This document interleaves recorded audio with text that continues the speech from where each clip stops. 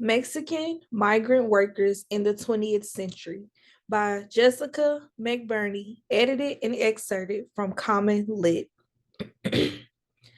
Have you ever had to move to a different town before?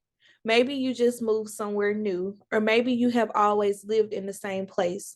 But can you imagine having to move to a new place every few months?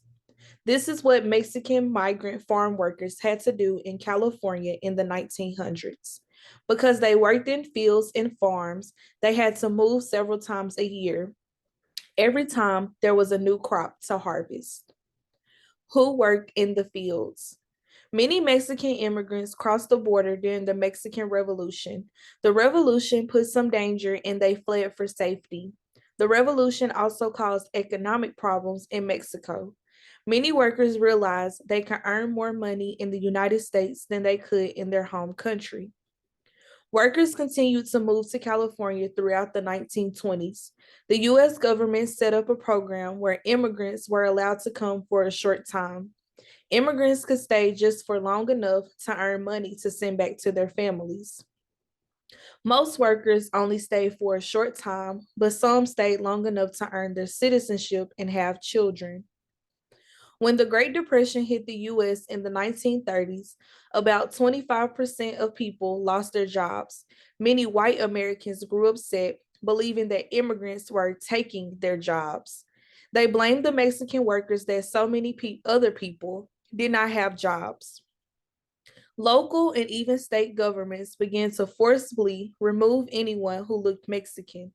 Police did not bother to check if people they removed were citizens. Life as a migratory worker.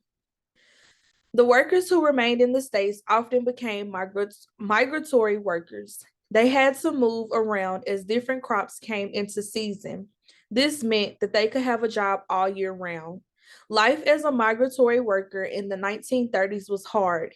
Even though farming in California depended on migratory workers, they made the lowest wages in the country. Farm owners did not treat their laborers with respect.